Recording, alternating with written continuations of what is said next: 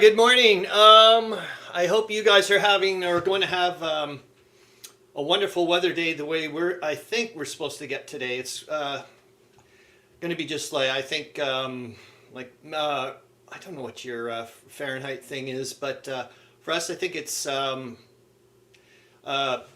almost mid-20s by this afternoon, so that'll be super nice.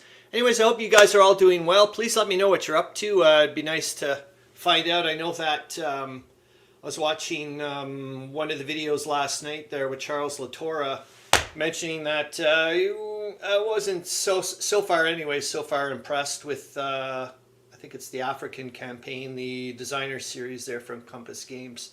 Anyways, I'm going to go over what's been going on today. It's been an interesting week, I think, for me prep-wise for this. It almost felt like I was a day ahead or something. I didn't know what was going on. So then this morning I was like, geez, am I missing something? Or like, am I not preparing right or whatnot? I'm not really sure. But well, anyways, I'll go by a quick rundown. The first thing I do want to mention, though, is last week Meandering Mike had asked what year the Calandale was at right now in the playthroughs. First off, I think we only have 9 videos left, including this one, and this one's only about 13 minutes long.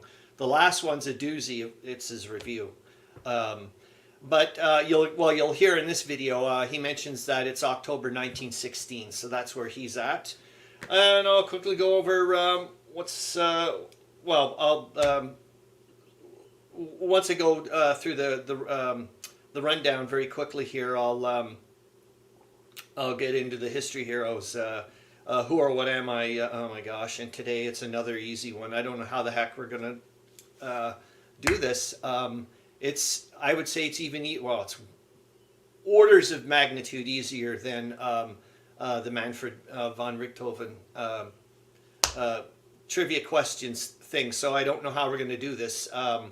Just go with it. I don't know what happened. I'm just randomly picking cards, so I don't know if it's like what kind of percentage of easy ones to hard ones or now we're just going to get a boatload of easy ones, because I was like, you've got to be kidding. I can't even believe they put this in it's like kindergarten trivia version. Like, you'll see when I get to it. So I don't know how we're going to figure that one out. So then also, quickly go through the week that was. Yet again, I've taken some pictures of the map, so it wasn't all that. I don't know, like some weeks I feel like it's a bit of a hit and miss, I would say, with the doing the situational bits on the maps. But it is interesting for me to see. You can start, like I said, I still haven't popped the fronts on like an actual line or whatever, but you can start seeing that I find interesting.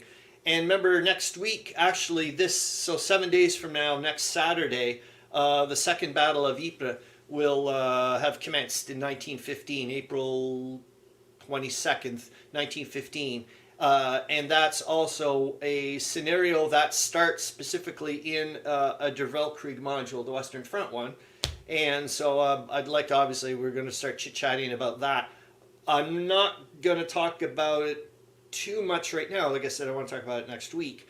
But I did find it interesting that this week, I think it's this week, the Germans, that's another thing I also wanted to mention, is I got to start focusing a bit more on the political aspects in the chronology book that I'm reading and I write down, so that way, rather than just focus constantly on the military stuff. Oh, good morning, Meandering Mike. Meandering Mike says, greetings, everyone. I'm just quickly getting into what I'm going to hopefully talk about with you guys for the hour. Also hoping that you guys are going to get terrific weather the way we're supposed to get. Also on a flip, also I'd like to know what you guys are up to game-wise and so on and so forth. Also remember that if we get sidetracked or whatever, if you said you see my little descriptions, I say and other game-related stuff. I mean, I was amazed. I shocked actually this week. It just dawned on me. It's like, holy smokes, almost 9 the vast majority of your live stream now is just World War I. It's not. And I was like, maybe you got to rein it in. I'm like, oh, you just go with what you're going with. But I was just absolutely astounded by that. So anyways, like I said, this week, like I said, I want to focus a bit, or at least mention the political aspects more often, which I think is amazing. Charles Latora says, morning with a sunny mountain, Mr. Mike. Oh, God, I'm going to cite it. That's why I have my notes. This I found dovetailed nicely with one of the things I wanted to talk about. I wanted to revisit the 1914-1918 online encyclopedia of the First World War. That is still ongoing, and there are, well, like I said, we'll talk about it. But it connects with this bit of, like I'm finding out about, like with the Second Battle of Ypres, and they were saying that what they were trying to do, one of their main aims for the encyclopedia was to get away from just the usual suspects kind of stuff, and also try to get more of a regional approach to a lot of the things, and also discuss aspects of the war that is, normally not talked about, such as neutral states, POWs that were, you may not think that, for example, there were German POWs that were sent to Australia, for example, or Japan, that type of stuff, and how were they treated, and there's all those things. And anyways, they have articles.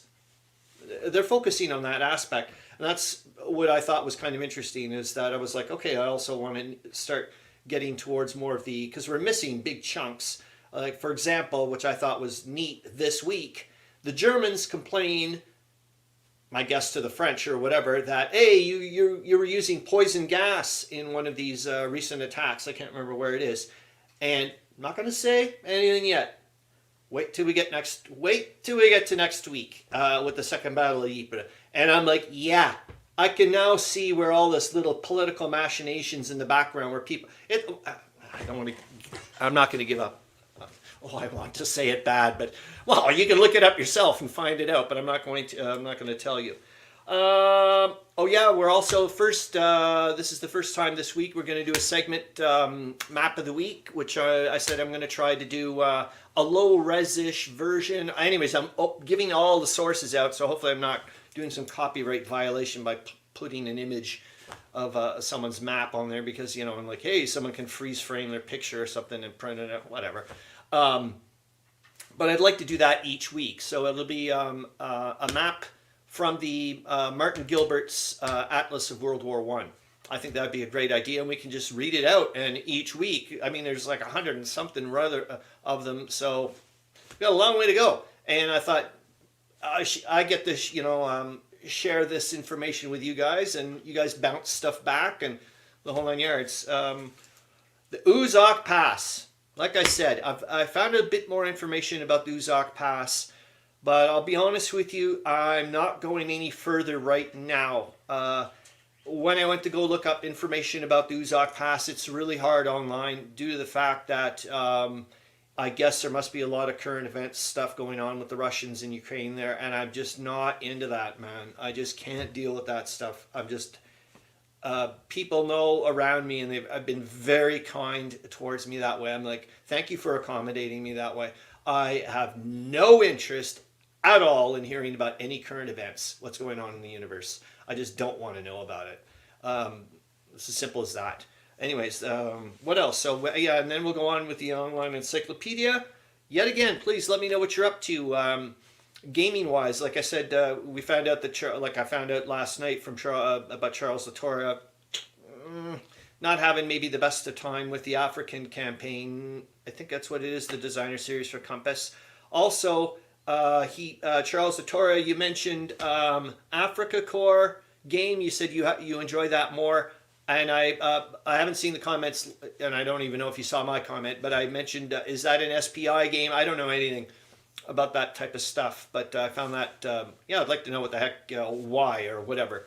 Meandering Mike says, I'm addicted to following Ukraine current events. Okay, yeah, so, and you've been a wonderful human being for me. Thank you for not even, it was people, and on a side note, today, yes, you know what I'm calling today? And I was thinking about this before the live stream, because I'm like, this could be my last day of ignorance, because I'm not checking my personal emails, I'm not checking anything. And I know the way the universe works, and odds are I'll probably have to go to a picket line on Monday. And so I'm going to be just absolutely dumbfounded by what the hell that entails. And, I have to deal with so many things I'm not used to. So today's my day of ignorance. I'm not going on anything that's going to, like, I'm even going to make sure I don't. There's extremely, well, there's, as I think I've mentioned, there's some nosy neighbors around here, but there's other ones that are extremely talkative, and he'll just zip straight towards me, and I don't want to hear about, oh, so you're on the picket line. And I'm like, just leave me alone, man. So today, and I'm going to find places, like, it's wonderful weather. Okay, you want to know what I got for a weekend? And I hope to God you guys get to enjoy. Charles Latora says, just seems too easy so far. Okay, maybe it's a game for me then. Oh my God. Hold on, I got to try some tea. I'm not kidding. So, this is what my beautiful weekend is. Hopefully, as long as I said, well, at least today, the day of ignorance. On a side note, this is how pathetic I'm getting for painting. I can't even get down to like a normal sized figurine. I'm using a toy from downstairs to recreate, to see if I can make a train. Lord have mercy, but that's the way it goes. I get to play with my mini game and strategize like a lunatic. I get to make counters for the Tannenberg for can games. I get to watch. I get to caught up on YouTube videos from other people, from other gamers, that type of stuff. Meandering Mike says, I love easy games, rules-wise, but are deep tactically.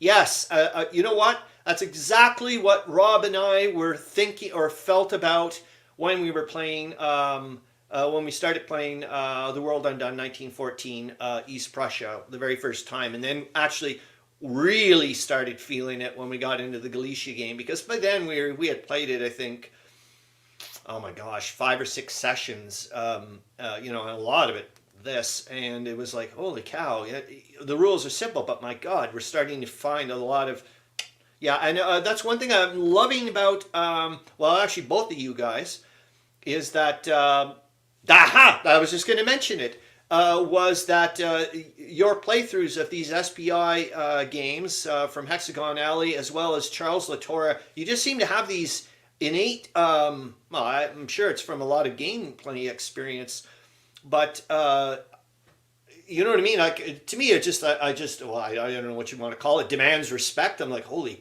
like, these guys really know their stuff. So I'm like, when I hear you guys, or talk about your game and I see on the board, I'm like, oh, these guys know, like, they know what they're talking about kind of thing. It's nice. So, anyways, okay, here we go. History Heroes. If you guys don't, I don't even know how to get, honestly, I was trying to figure out a way of making it screwy, but there's no way to make it screwy. I'm just going to have to give it to you. So I was smart enough to put them in the banners again. I'm learning. Okay, so here we go to the banners, and I'll also put it in the comments. Oh, shit. It's just ridiculous. Okay, guys. All I gotta say is, I don't know who's ever got the faster internet connection to my screen, I guess. Because they're absurd. I'll give you this one. I wanted to free Bosnia-Herzegovina from Austro-Hungarian rule.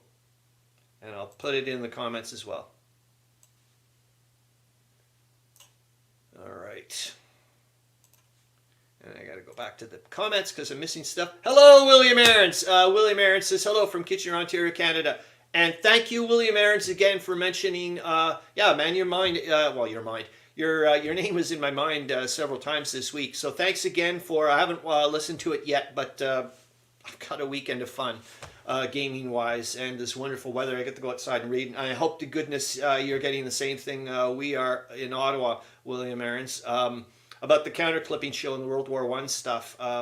Yeah, that's going to be, 2 hours to listen to that is like, thank you. Charles Latora says, I've actually moved a few figures on the mini table. Woo! That's nice. And I guess you're using the fistful of lead. And you guys, it's amazing how this happens. I get pushed. Or everybody does. And yeah, hearing you yabber on about it.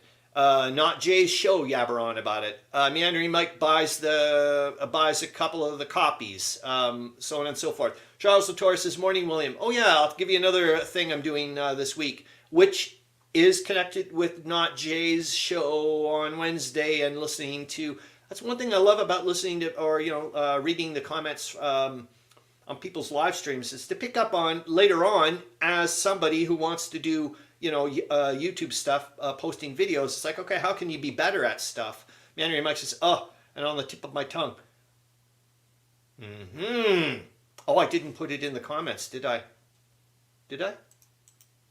No, I didn't. There we go. And I think I spelt Herzegovina wrong. As per, well, whatever. Is that this weekend, because I have to get ready, it's 34 days till Can Games. Is that Meandering Mike says that game company is named after him. Which one? I can't remember. I don't even know what we're talking about. Oh my God! There we go. I'm missing some stuff up there. I better get back to my thingamajig. Oh, it was that. William Arends says, hello, Charles, and hello, Mike. Is that I'm going to be doing a non-recorded playthrough of Pocket Battles, and in honor of Charles Latora, I'll do the Orcs versus Elves game, and also in honor of listening to what Meandering Mike said on Not Jay's live stream on Wednesday night, and some other people, was that they can't stand watching videos of people that don't know the rules very well and pop on playthroughs or constantly going back and forth. So I said, well, you know what? I haven't played the game since the last time at Can Games. That's over 3 years. Do a dry run through. I read the rules yesterday afternoon in the beautiful sunshine. And Meandering Mike says, Mr. Princeps or... I'll give you... Well, you're getting 1 point, obviously, because you guessed. And... that's all I got to say. So I'll be doing a dry run of the Pocket Battles playthrough. Try to get the wrinkles out. So I've already done the rules read. Do the playthrough of the wrinkles out. Then I'll do a video and post it up. I think that's a good idea. William Arends says, Tsar Nicholas II. No, but you get a point. I'll give you another clue. All right. And boy, oh boy, we're 17 minutes in. Jesus Murphy, man. What the hell goes on with this place? I'll go to the banners.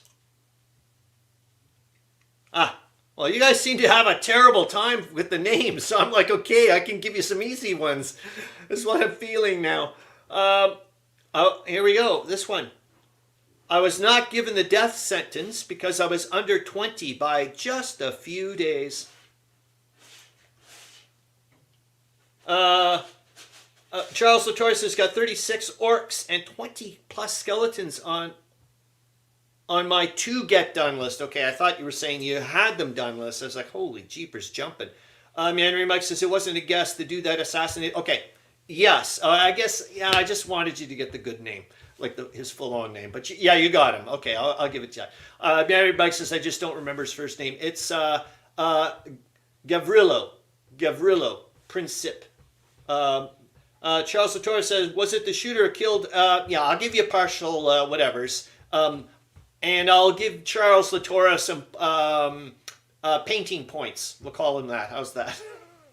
I feel sorry. I'm like, God, you're slipping away, man. You're right behind William Arends. And Meandering Mike's like, he's a freaking, he's like Bolt Lance or whatever that guy is from Jamaica. There you go.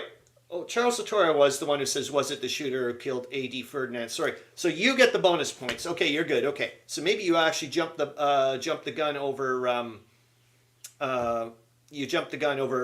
Arends. So maybe I don't feel sorry for you anymore. Yeah, Princess Games is the company that did March on the... Oh, wow. Okay, thanks, Meandering Mike. Now I'm cluing into what you're saying. Okay. Let's make sure I get some stuff done before, because I seem to be like all over the place today, even with my freaking cheat sheets. This is terrible. But I'm going to go over a couple of things that I missed from last week, which I was kind of like, oh, darn it. And I'll try not to look at my notes, but one of them was Radomir Putnik. He's the general, I guess, that's going to be instrumental, or was instrumental by now, because we're into 1915, at the beginning of war, like really helping out Serbia against Austro-Hungary. He was arrested coming back on holiday when war broke out in Austria-Hungary on a train. And from what I found out last week listening, and it's not long, I understand how they did it. The BBC, they're fantastic, as I mentioned. The BBC Radio 4, Day by Day, 1914. It ends end of August or something. Or not the end of August. Mid-ish August or something. But Charles Latora says looking at notes is okay. Okay, thanks, man. Anyway, so they arrested him on the train. He didn't make it back. And from what I was listening to on the show was that I don't know who she was, maybe his daughter or someone, but he tried to pull a gun and shoot himself on the train rather than being arrested. And I guess he was really, really old at the time. Maybe he thought, I'm not going to make it through, or what. I mean, who knows what was going on in his head. Certainly not a bullet, because it did. They were able to, manage to secure him. And I guess, I don't know what you call it, as an act of chivalry or whatever, they eventually released him and let him go back to Serbia. And this isn't a direct quote, but Margaret Macmillan said in the podcast was like, and that's a decision, Austria-Hungary is going to live to regret in in a little while. And I was like, wow, it's just all these little things, eh? You just find it, you just don't know what happens. Also, it's amazing yet again, I find it, I guess you guys may find these things as well, how things connect. So, here I am, wanted, like I said, to do a revisit of the Encyclopedia thing here. And let's go to it straight. Yeah, let's just go straight to it. Hold on. I've got it set up here. So I just got to go to present, share screen.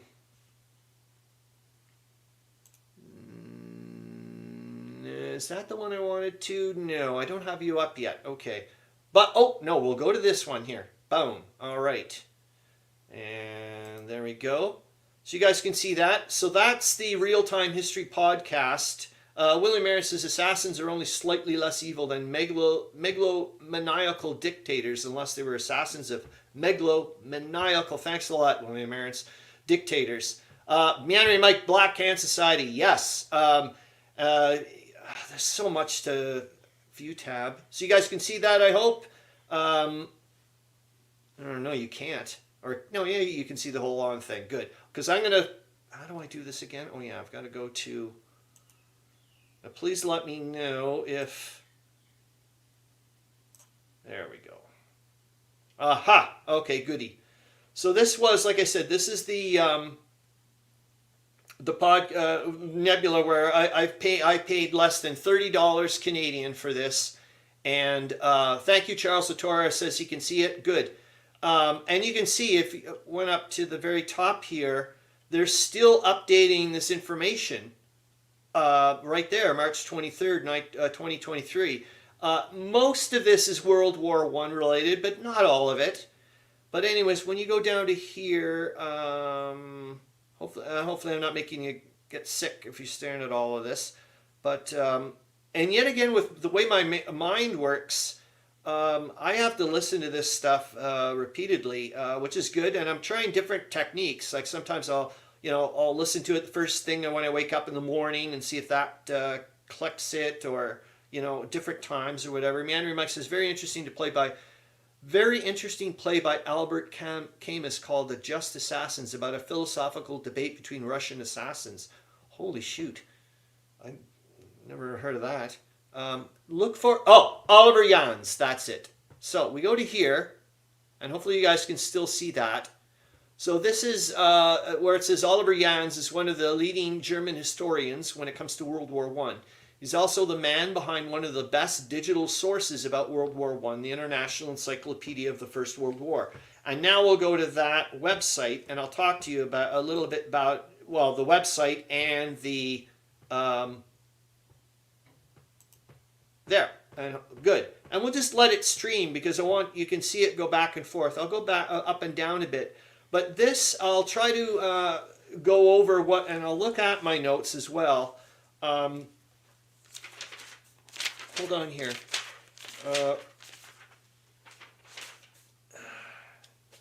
Just because I think a lot of it was due to the fact that I would like to, the impressions that I got from listening to the podcast when they interviewed Oliver Jans was that Meandering Mike says Albert Camus. Thank you. Albert Camus. Okay. Yeah, thanks. That was completely different than what I was saying. One of the things they wanted to make sure was that it was a multinational, global view of the war. That it was not, and they also wanted to have it free, accessible as possible.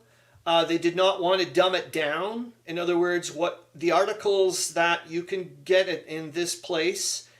Yes, Meandering Mike, thank you. A French dude. Now that you allowed me to, now you showed me how to pronounce it. I'm like, okay, now I understand here. So they wanted it accessible. They wanted it free. They wanted to enhance the articles, but not dumb them down. So the articles you're getting, anybody that reads here, if I go here, are the articles that you would get. All they've done is try to add things such as you can go to. They've added images or other multimedia sources. If you wish to, extensive bibliographies, there's an amazing filter. The search engine's just spectacular. It's a great place, I think, for people to go off to. And there was the other thing, very, very region specific and theme specific. As you can see, you can see here, look how spectacular this is. It's just, here, you want to go to East Asia? The problem is I did find, maybe it's the connection with my thing, it is rather slow. But one thing, before we go off to something else was, they did mention Denmark. It was one of the examples in the podcast. And I didn't know that Denmark, it's just taking forever here. Well, I'm doing live stream stuff as well. Is that Denmark fully mobilized, even though they were a neutral country, they were supposedly really scared of being invaded by the Germans or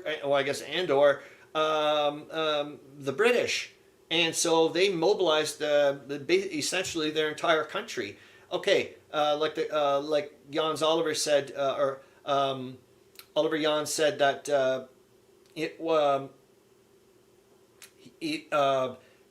compared to other countries, okay, their soldiers didn't die, but their economy, everybody was affected. Something else. What else? There's over 1,500 contributors. I think you mentioned that. They also have a place where you can take a look and see if you want. They have like a call for authors for subjects. So take a look. I don't know. Maybe you guys are able to contribute, or somebody that can contribute. Meandering Mike says that is such a useful website, 1914 to 1918. It is spectacular. As well as in the podcast, the person, Jans Oliver, mentions that, or Oliver Jans, for God's sakes, Christopher, I'll have to look it up. Look, it's still trying to stream here. Is that they were like, okay, when do we end this? So they said somewhere around in the early 1920s, they end it. It's just a spectacular. I'm just starting to just dip my toes into it, and and here's the other thing: you can download every single article in multiple formats. You want it as a JPEGs, you want it as a PDF, so on and so forth, completely free. It's being funded, I think, by some kind of... Oh, there was the other thing, which I found nice. I did allude to it, is that they're trying to get away, or not get away from, but focus not just on the military or political aspects. They were saying also that this potentially could be the very first massive commemorative use of an online media, a way of just. Okay, let's go to somewhere else here. We'll go to the Uzsok Pass. There. So this thing is as much as I can give you right now. Anyways, I had to translate it, so you can just take a quickie look. But so at least we can see a little tiny bit. This is this area that's right now and is a constantly ongoing thing. Is that the Russians and the Austro-Hungarians are been just trying to control, because I mean, whoever gets this spot, off you go. This is basically in where the this is probably going right through the Tisa River eventually over there. What does he say here? There was something else that I was like called. It was like, oh boy. Soldiers of the armies of the Russian and Austro-Hungarian armies who died in the battles for the Uzsok Pass during the First World War. There's there, and off to the side says, borderlands are always shed with blood. Anyways, I put all this stuff in the description bits so you guys can take a look there. Hold on, I'm going back to the StreamYard stuff since I haven't looked at it recently. Oh yeah, the map thing. Let's go to the map.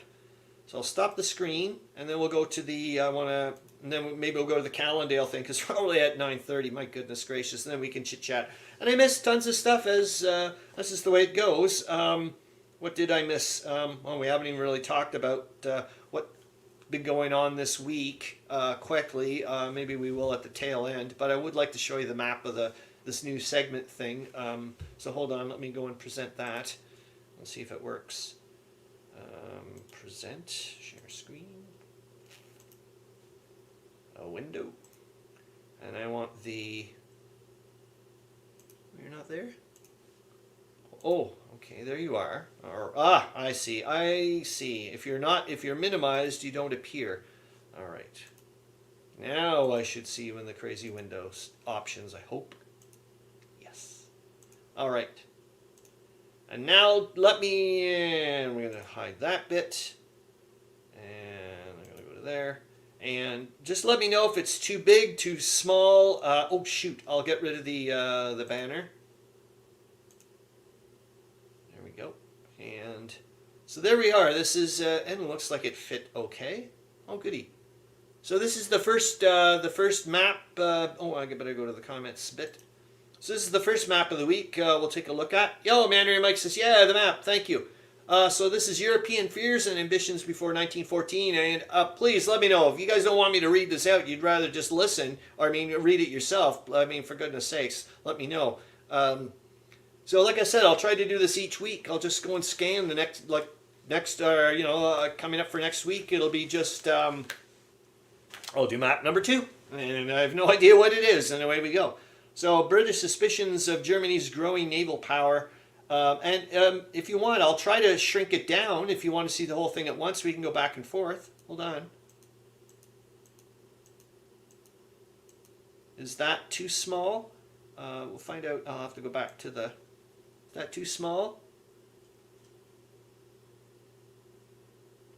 Or should I... Or maybe there's some weird way. Maybe I should have just went... edit the description of the live stream video afterward to put credit for the map and say copyright fair use. Thank you, Meandering Mike. I don't want to get into, like I said, I don't want to get into trouble. I do have it in my descriptions bit. Cause words not clear on my phone. Okay, I will then. Thank you, Meandering, Charles Latora. I'll pop it up a little bit. Hopefully that's, and then we'll go... Hey, what happened there? That was weird. know why that did that. Oh, no, it's the end of it. Okay. So it says, British fears of a German invasion played upon by novelists and newspapers. German desire for territory and influence in the East at the expense of Russia. Desire of the minorities inside Austria to win independence or to have a larger say in their own affairs. I guess that was Russia. And yeah, and just I guess using like a lot of those countries as a proxy area. I guess from what I've been finding out, limited wise, the Crimean War was that partial thing of guess trying to make sure that Russia would never have access to the Mediterranean and all this stuff. German fears of British naval supremacy. French desire to win back Alsace and Lorraine, conquered by Germany in 1870. Gambetta advised France, think of it always, speak of it never. Interesting. And Italian desire to win territory from Austria, to expand in Dalmatia and to control the Adriatic Sea. Serbian desire to win an outlet to the sea and to lead the Balkan Slavs against the Austrian pressures. And Russian desire to champion the Balkan Slavs against Austrian dominance. And I'll shrink it down a little bit so you can see the whole thing at once. There we go. And I'll get rid of it. And then we're back to this bit. Meandering Mike says the map is readable for me on computer. Okay, great. And William Arends says the website was blurry on my tablet, clear when I put YouTube on my TV screen. Okay. You're also better to find on the larger screen. Map is also good on TV. Thank you. Okay, now what else did I want to... I think... You know what? Let's just go to the Calandale thing. So we don't... It's only about 15 minutes. So we're already about 25 minutes left. And the way I babble on, we'll and get to talk with both of you guys. Charles Latora says, thank you. You're extremely welcome, my man. And then we'll go to that. Hold on. I was going to get rid of some of this stuff. It should help my computer speed. And then we'll go to the... Oh! This is one other bit I did want to mention that I did find out about this week. It was just kept popping up. Two. Like I said, a lot of Babylon 5. Yes. Was that, like I said, a lot of these weird dovetailing things. So I'm listening to the podcast about the online encyclopedia thing. They mentioned, the interviewer mentions that even, you know, and then he's talking about this person called Franz Fischer. Never heard of him before in my life. And Fritz Fischer, anyways, Fritz Fischer, I think. I haven't written down. Fritz Fischer, yes. And in the 60s, and I guess he was, he put a lot of focus on, and blew people apart. And it's, I guess, still talked about in Germany quite a bit. He was massively controversial in the sense that he thought that, and he was like, I'm showing evidence and so on and so forth, that Germany from the get-go was hell-bent on starting World War I and just was looking for any excuse to get it to happen and was kind of like prodding Austria-Hungary to get going. And that World War II is just a mere continuation of World War I. It was not. Anyways, I'm not I don't know enough to go on about it, but I'm just saying with these weird connections. So he mentions that. Then I'm looking into other stuff on the web stuff, and then Franz Fischer pops up. His name just pops up out of nowhere. Then last night I'm watching another documentary, it's just a quickie one, on Tubi on World War I. I was like, oh, I haven't seen you before. And the guy starts up and I'm like, holy shoot, does this person ever sound like Franz Fischer? You should have heard the way the guy's talking in the first 10 minutes. I'm like, he's like, Germany's... Right from the get-go, I was like, whoa, okay, I know where your slant's coming from. It was just amazing. I just love all these little connections. Oh, third thing I will say, because I keep forgetting about it. It's the, like I was saying, I'm doing this chapter a week for the Great War in Africa. And yet again, Charles said it's okay, Charles Latora mentions it's okay for me to go on, check my notes, but I'll try not to. Is that the first chapter is on Togoland. and that it was sandwiched between, I guess it was the Gold Coast on the west by the British, and then all the way around it was the French, and it was one of the very few colonial territories that was self-sufficient. I don't know about all of them, but certainly for Germany. And the author found it ironic or odd that the Kaiser did not have a standing army in Togoland, due to the fact of how good economically it was and how important it was. And also, just, well, for trade and slave and all that stuff. They just essentially just had an internal police force. So when war did break out, Meandering Mike says, I used to try to collect stamps from Togoland. Cool. There's the other thing. I'm so glad. Thank you, Charles Latora, because you're the person that way back when, if you look in the little crazy little threads, you're the one that kind of started this little pop for me to start looking into Africa. The same kind of way Math, Fun, and Games kind of kept me. He was like, oh, I want you to start looking again on Capra. It's just saying, it's always these little motivations. It's wonderful. I never in a million years would have known where the hell Togoland is or any of these things. I had no idea they were on the western side. Like, it's just amazing now. I'm like, okay, things are starting to make context. It was the quickest campaign of all the campaigns in the war. It ended like in 3 weeks. The governor of Togoland clued in pretty flippin' quick that he was going to get nailed if no help was going to arrive, and was a proper politician and talked to all the other colonial areas around there and said, oh yeah, do you remember that little agreement that we had about some collective continental Congo basin or something? Like I said, I'm just learning. And 2 of the 3 German colonies, I think, were in this basin. So he's like, can we like stick to this? Remember where we're saying we'll let the big boys fight it out, and we'll worry about our collective economic thing and blah blah blah. And the British and the French looked down and were like, and I guess Belgium too, were like, yeah, whatever. And that was it. 3 weeks later, guess what? Togoland's now part of the British Empire, essentially. That's from what I've got from the first chapter. And it was super quick, Bob a trick. That's it. I think that's it. I think that was the end of it. Yeah, let's go straight to Calandale thingamajig. October 1916.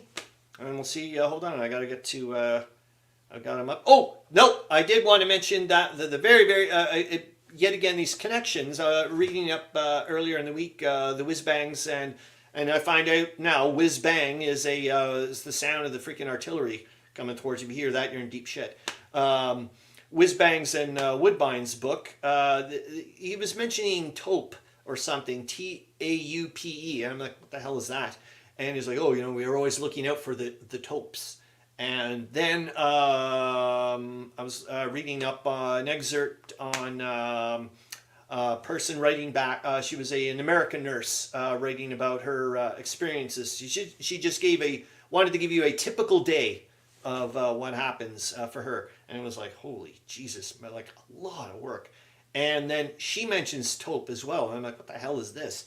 Then I look it up, and it's a German. It was slang for, I guess, German airplane, whatever. But that's a type of airplane from way back when. So I'll show you that very quickly. I was like, oh, this is so cool, to find out. And then we'll go to the Calandale thing, and then I'll finally shut up. Oh, Lord have mercy. Hold on here. And the window, and it's this guy here.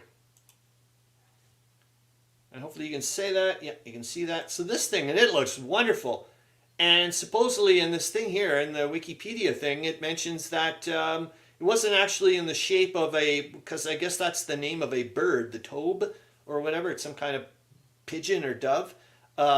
It was actually not, the person didn't design it for that. It was based on the shape of a seed or something, some kind of, the way they, I don't know, whatever. But like I said, I'm just starting to learn about all this stuff. But that I found kind of neat. So we'll go to, hold on, I'm going to get rid of this one. Blank. I'm going to get rid of that one. Boink. And I think I'm back to normal land. No, good. We're still here. So Charles, Meandering Mike says the Germans had 0 military troops in Togoland. Only police forces tried to resist the British and French, then invaded. Exactly. Bang on. That's exactly what I read this week, Meandering Mike. Charles Latora says, so when are you going to be hosting a WW? What the heck's that? A WW 120 war. Oh, Charles Latora. Wouldn't that be effing cool? But if you think I'm doing that all by myself, you're out of your tree. I will say this before, and I've said this again. Hold on, I'm going to stop the screen temporarily. I've said this before, and I'm going to say it again. One of the best things, or one of I thought was a very enjoyable time, was that inadvertent thing when we started doing the meandering around the map session thing. That went extremely well. One thing I liked about it was, Meandering Mike is just is good that way of being able to answer questions and so on and so forth. So if you can get a good dynamic that way, if not just, things work good. Who knows, Charles Latora? Let's figure something out. And who knows, maybe I'll have a lot more time on my hands than, oh gosh, like I said, okay. Today's the day of ignorance. Let's stick with that. Okay, 9:46. Holy Lord Lifton. I've got nothing else to do today except, like I told you, I've just got wonderful things to do, which is, and yet again, and then afterwards, we got your 4 o'clock in Eastern time, the War Room live stream. Then 9 o'clock, as far as I know, Not Jay said they were going to do something. They were going to cobble up something at 9 o'clock evening. So that's that. Okay, so here we go to, it's only, I think about 12 minutes or so of the October 1916's Calandale's thing, and then we can chit-chat for a couple more minutes, and off we go doing our own wonderful things. Okay, I'll present. Oh yeah, I got to remember to hit the mute. Charles Lator says, maybe we start with a, you know what, honestly, Charles Latora, it's weird because I'm always like, I don't, it's for you guys, I don't know what, some days, I can't because I've got Rob popping over or whatever for, our game day. But for sure, if there's, William Arends says, Togo also lost territory to the Gold Coast, Ghana after World War I. Oh. Lost.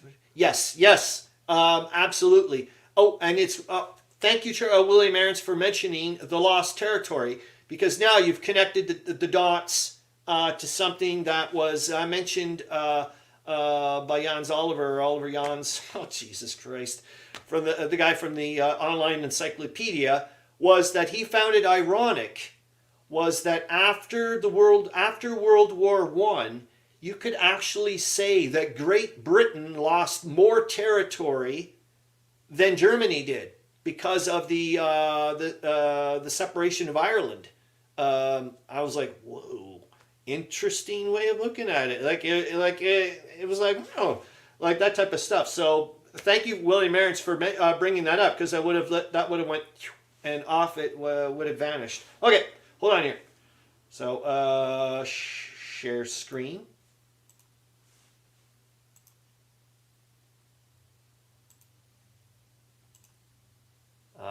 You guys can see that. And now I'm going to mute myself.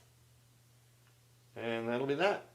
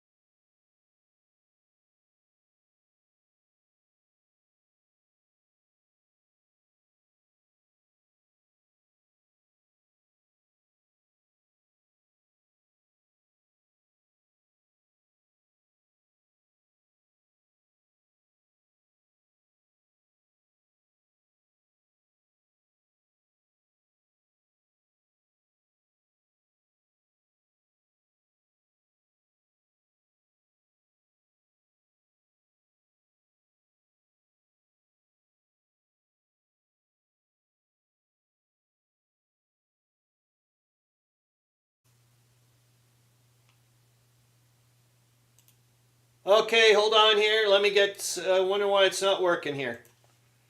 Let's figure this out. Let's figure this out. You son of a bee. All right. Present. Stop the screen. Okay. Present. Share my screen. Microsoft Edge tab. Aha! That's what I did wrong, Meandering Mike. Sorry, Meandering Mike. Seeing Infinite. I hit the wrong thing. I was so used to doing the windows for showing images and stuff that I used the wrong thing. So now hopefully you guys can see it properly. I hope. So I'm going to get rid of this. And I'm going to make it big.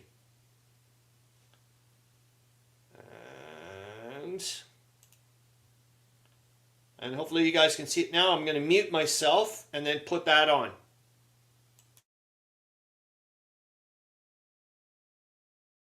So October of 1916 opens up with a massive assault here. British artillery, they couldn't even float supplies to all of the units over on, they're out now, to all of the units making the attack and their artillery, but huge amounts. They still didn't break it, and they did barely as many losses as they could do. The French, on the other hand, are still doing well. Getting quite close to Mulhouse here. They pushed in. They've got a problem, though. They're outrunning their supply, and it's very difficult. That thing's running low. It's on a rail line, so I can fling supply to it. But it's gotten to a point where, wow, I don't know if I can get the attack in on Mulhouse that I need to make, or on this hex, or whatever, because this hex is very hard to supply. If I move a supply train down here to, no, 3, 4, I'd have to move it here. Here could do it as well, but back here over these rough terrain, it's tough. I'd have to basically shift it right on. Now these are at least on the rail line here. Down here is at least on the rail line. So there's some opportunity to make that attack, but I've got to probably pull a different supply headquarters down because this one is pretty much worn out, and it's just this added complexity. It's easier to rail something in there than to throw supplies and keep the same army designations in place, which I find kind of crappy. Germans desperately trying to patch the weak spots in their line, shifted some troops around here to try to fill this in. Now, they can be pretty certain the English aren't going to attack if there's any defense there. The English really, they're out of supplies, and the Germans know it. And the Germans can't really do anything about it. They could mass a bunch of firepower against a stack that's half the size. They could do that, and they may want to, but it's just, they can't afford the losses right now. They can't afford to recuperate on this front. The British line is so strong. Taking those additional losses may mean next month it falls. And over here, they pulled out of this hex back to Mulhouse. That's the only thing of value down there as far as they're concerned, except that the French can gain the rail line going up around the Vosges, which would be a bad situation. The French are going to have to position themselves, build that rail in. But the onus of the attack's been taken off them. The Germans weren't able to get enough down here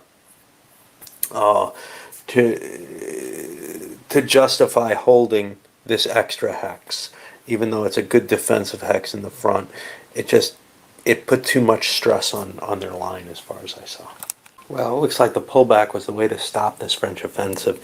It couldn't really advance here. I had to do some repair unit on some of the units back here, so I couldn't really throw a supply center down here to make the attack, say, on Mulhouse. Plus, it doesn't look that great an attack. It's not a bad one, but I made a bad one instead across here, across this riverline entrenched position. Ended up taking about twice as many casualties as I gave. I'm looking to maybe try to pull my artillery up and start bombarding some of these German forts up here, because if they go, the noses of the German position are actually kind of weak. Maybe not this one, that one's across the border, but there's some forts in there that really are kind of getting in my way, and I want to start knocking them out. Of course, once I do that, that'll call the German artillery back, but the German artillery is a little weakened right now. It's largely along this front and serving some purpose both as a threat and as a defense. And we'll see. Boy, this is getting messy at this point. French were able to get enough of a respite from their channeling activity in terms of the replacement points. And in fact, I think it's probably because I forgot to move one in place that they were able to launch an attack over here on Mulhouse. Not successful. They did 7 casualties to 4, though. Good trade-off. And the Germans are really, really weak right now. Strength point wise, at least over here, they're having a really hard time filling this in. If they weaken this, the attack might fall there. They might be judging that the French are running low on supplies, but they're actually not. The French Second Army, which launched this attack, has 26 supplies sitting on it.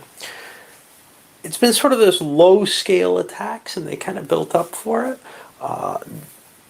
Mainly 2 hexes hitting in any given place. In fact, if they had done a mobile attack first from here and then followed up with a secondary attack, they probably could have Mulhouse, and they'd like that.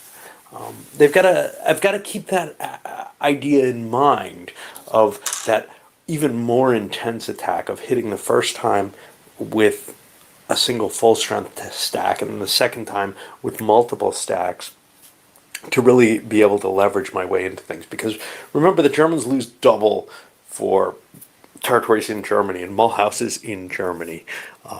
So, plus, it does open up this railroad. The French can convert that and really start to launch a northward attack up the Rhine Valley that would be very, very painful for Germany if it is allowed to happen. Well, the Germans learned their lesson last turn, and they put enough forces down in Mulhouse here. 3 units. Really, maybe too much, but given that they don't have entrenchments there, that's 15 strength points. That's enough to say the French aren't going to be able to get it. Although they do have to only cause half damage, because there's no defensive terrain here, which is kind of painful. There's a 1-point defensive terrain. That's not enough to prevent a retreat. The French, therefore, moved to an artillery assault here.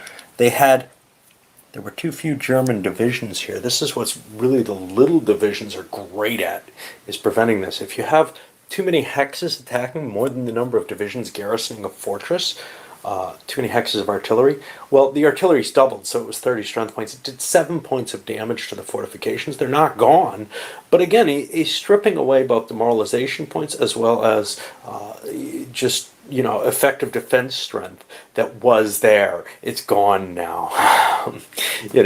Obviously, if the French start pushing into here where all these fortresses are, the Germans get that defense strength back. But just sheer numbers of defense strength points is an important thing to have along the whole line.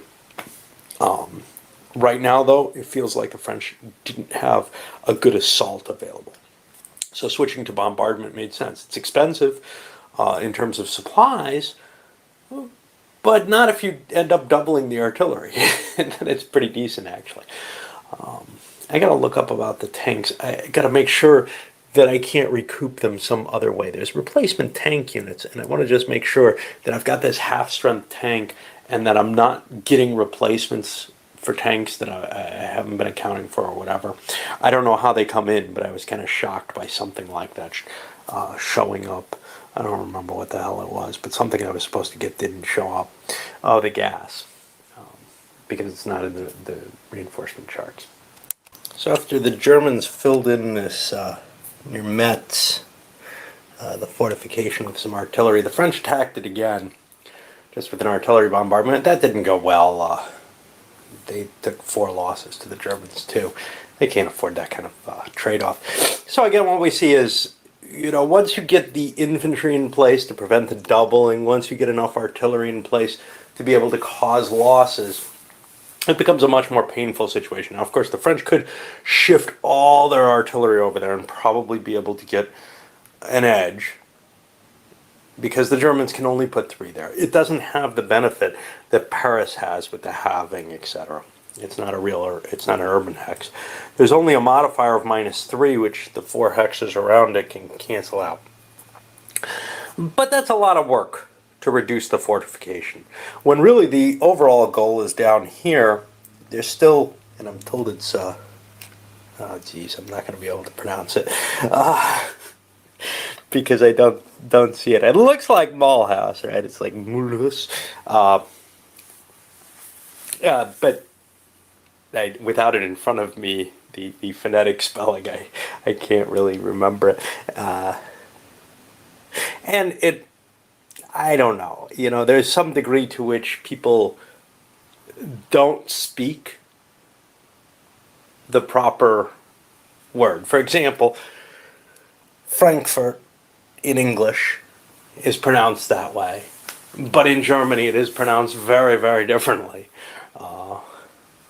A very, very different emphasis. And I don't know, there's sort of an expectation that one stay within their own language. I'm not sure if this has that same kind of mispronunciation baked into English. All right. One of those little asides there. But yeah, the French, you know, have devoted enough forces down here to make another serious attempt. Now, can the Germans push more in there and make that, you know, kind of dissuade that? Sure. In doing so, they might end up stripping stuff and open an opportunity up, though. So almost letting the French hit what's already there and what's solidly there doesn't seem like a terrible idea.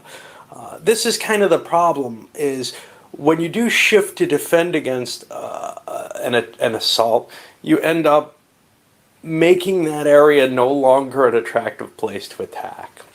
The French have gained a lot of ground, though, this turn over here in the Vosges. And they also gained a space over here. The German lines tightened up. Ground doesn't matter too much in this game. Losing a city does, though. That would be some 20 demoralization points or whatever, which seems pretty minor compared to the losses in the battle. Speaking of demoralization points, France is getting fairly close. They got another 100 losses or so before they hit, I think, their limit and start producing less. So we've got to kind of worry here. Both supplies and replacements will fall off if they hit their exhaustion levels. Well, that's the end of October. I'm going to load this one up. Been doing some longer ones with 2 months, but it ends up about the same amount of total time. Reduces the total amount of videos, which I kind of like, but it also puts me on an edge where I have to finish up quickly. Got the new entrenchments being built to describe the new line. There was a break over here, if you remember, and then the stuff over here. You'll notice I'm using these little just scrap counters as destruction markers because there simply are not enough damaged terrain markers combined with entrenchment in progress combined with current entrenchments to cover the whole map. And, you know, I mean, that's just not a big deal as far as I'm concerned. Anybody who's playing this game should probably have already collected up a bunch of scrap counters from somewhere.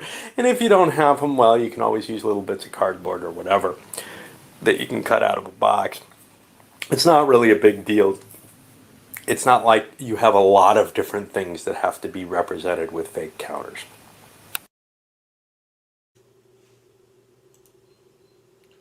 Okie doke. So here we are. You're right, Charles Latora. I've never. There's been sometimes I'm like, okay, I wouldn't mind maybe going longer or whatever, or chit chatting or about whatever. But I'm always thinking about other people as well, and this, well, as me too.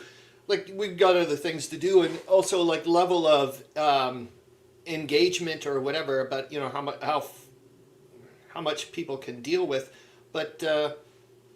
It's an idea. Also, I don't know. I'm also trying to always think about breaks between, like next time we got the 4 o'clock thing there, the war room and so on and so forth.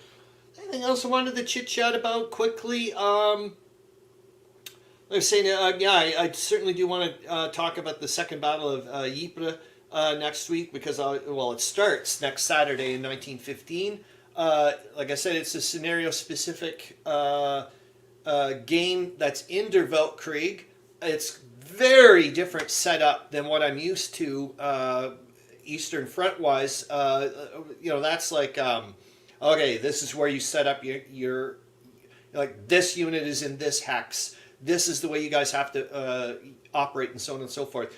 And next week when we take a look at the setup, I'm like, wow, this would be really neat to do with another human being, because there's a lot of options for okay, I can't remember. There's like one force you're allowed to reserve so many divisions until you can see what the other force is, the other side is put on. Then you can move that type of stuff. You can also allocate the supply points to which army ahead of time.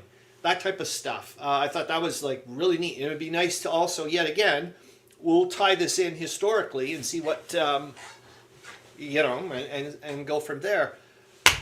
Oh, that's it. As from what I know, what am I going to do right now? Well, I'll just put some stuff away. I've got to eat. I could feel there was something fishy going on here. And then I'm probably going to do a video for my other game. And this is the other wonderful thing about playing solo. One of the aspects of, I like doing both, but one of the wonderful things about playing solo is I can go back and forth. Meandering Mike says conversation rate would have to be tested to see if 1 to 4 or 1 to 6 or yes. Conversion rate. Gosh, I know you had mentioned had said that to be careful or cognitive of the fact that it's ongoing with a troop. In other words, it's not a one-off. You can keep using them, resupplying them, and I'm just like, okay, like you've got to. I can't. It's not like a 1 to 3 kind of thing, or 1 to 6, eh? Yeah, it's true. Because I'm just thinking as well, Meandering Mike. It's you can see where it just all of a sudden you tip it a bit too much, and somebody could exploit it to some ridiculous extent. Maybe 1 to 12 makes sense. Oh my goodness!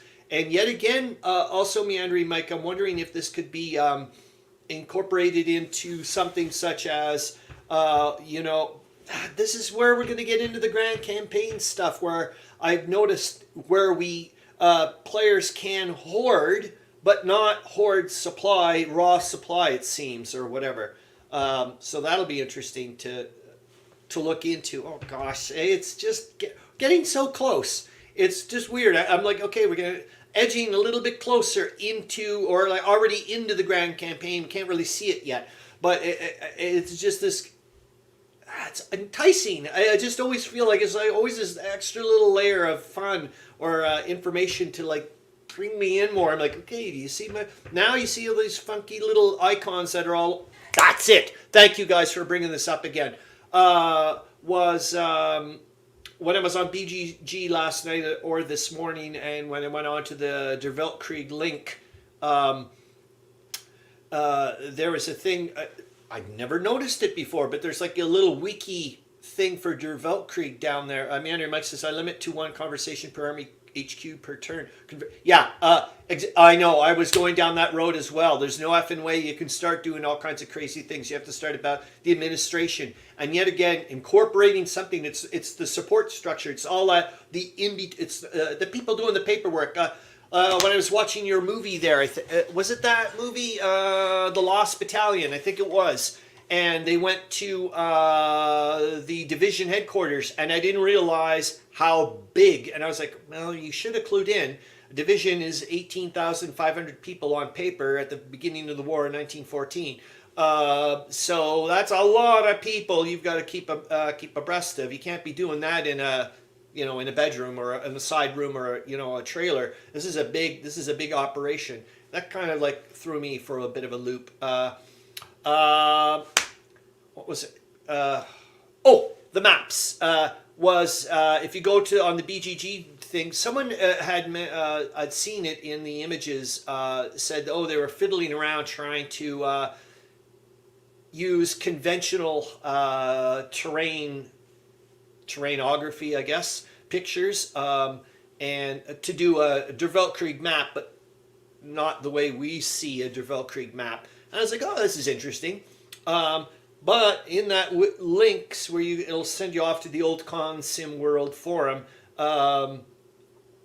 you could see that people like Dave Schroeder and the people working with him were working on back in 2016. We're trying to figure out ways of this isn't a direct quote, or it certainly isn't, where they were saying that they were trying to make the maps less jarring looking. So I'm like, oh my gosh.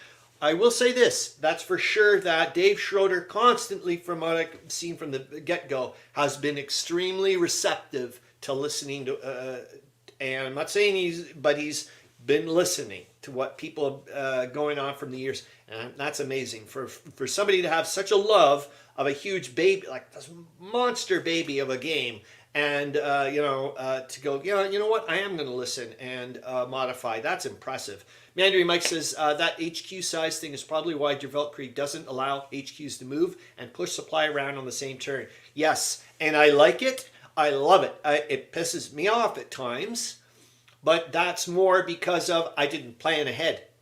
And as far as I'm concerned, that's a wonderful thing. That's teaching me something. That's it. Yes. You know what? With William Arends mentioning that's bringing me back again is I got to go to that counter clipping show and listen to it because I want to find. Well, I've got my World Undone stuff up there, and I've got my Tannenberg Decision Games thing. But I would like to, like I said, I'd like to find some other easier or less, quick to digest the rules, but tactically rich. You don't need a lot of ingredients to make an amazing dish. Is basically, oh, look at pizza, for Christ's sakes. And yet on a side note, I've got to go look it up upstairs. I think I mentioned that there's been a wonky, crazy, weird thing with my surname, my family surname on my dad's side, Press, or whatever. My mom did, sent me a copy of my, I mentioned this in some of the comments, of my grandfather's marriage certificate with obviously my grandmother. And I think upstairs I've got his military thing. I'm not sure, but I think one of those things has Press and the other one has Pressed. So I'll try to do a whatever. But I do want to do a video of, oh my gosh, yeah. I'm just, yes, Charles Latora, you know what? There's something I don't know if you guys would be interested in. I don't know what you guys are up to later on. But if you want, I'll pop it on and yibber yabber. It's weird because sometimes I find like I don't yibber yabber about my game as well live stream that bit. Whereas I find I can yibber yabber on, pretending you guys are in the room with me. I either use my stuffed animals. I pretend I'm talking to my stuffed animals, or I pretend, for example, like Charles is sitting off in the corner, or whatever, and I'll do stuff like that. But it's weird. So, like I feel like I can go on and on and on forever, but then sometimes on the live stream, I'm like, I don't know if I could sit here and chit chat about it. But I did on the second installment there on the 1 year thing. That was late at night, and I was uber tired, so maybe that was it. Who knows? Okay, so that's it, guys. Yeah, because it's 10:15. But thanks, Charles Latora, for mentioning that you're not like bored out of your tree or whatever after 1 hour. And that's it. Like I said, I got to go get caught up on some videos. I'm really intrigued to find out a bit more, Charles, there about your finding out about. Well, I don't know if you're going to when you're going to talk a bit more about the African campaign, but I'd like to find out a bit more because you said it's a bit, like you said, too easy. But if that could be up my tree, especially for non-World War One, I just don't have the time to get into deep. Maybe someday, right? I mean, you never know. I get hit, knock my head on the corner there. Next thing you know, World War One doesn't make any more sense to me. Who knows? Meandering Mike says, imagine that the indoor ivy is called Charles. Lord have mercy. Well, we know something. Well, I can't. That's another secret. But I hope to God, Meandering Mike, that you or I, and I haven't seen my rabbit either in ages, and this is one of the little surprises off to the side. Only Zoe knows. Well, Stefan knows as well, her husband. And I'm like, oh, did I miss the boat? I was this close to completing one of my little surprises, and it was just due to the fact I just don't have enough ability, practice ability for certain things, and it was like it's going to take me too long. I didn't want to do really crappy job. I could do a somewhat crappy job, but a really crappy one, no thank you. William Aaron says, just a pleasant chat among friends. Exactly. Oh my God, F. All to you, man. That's it. Yeah, I'm going to go and do my stuff. Thank you, guys, so flipping much. I mean, this is, 24 episodes. This is just freaking amazing. All right, so that's it. I'm trying to, I bet I want to go and spend some time in the sun, even though this time, hopefully, I'll smarten up and start putting some sunscreen on. My body was not designed for this type of stuff, but such is life. Okay, and like I said, I got a wonderful Saturday of Ignorance set up. Gameplay stuff, making counters, watching YouTube stuff from you guys. Lord have mercy, what a beautiful world. Meandering Mike says I need to head back to bed. Okay, have a great time, guys. Thank you so much. Okay, I'll see you in a little bit. Bye. Oh, no, little brat. Okay, see you guys. Bye.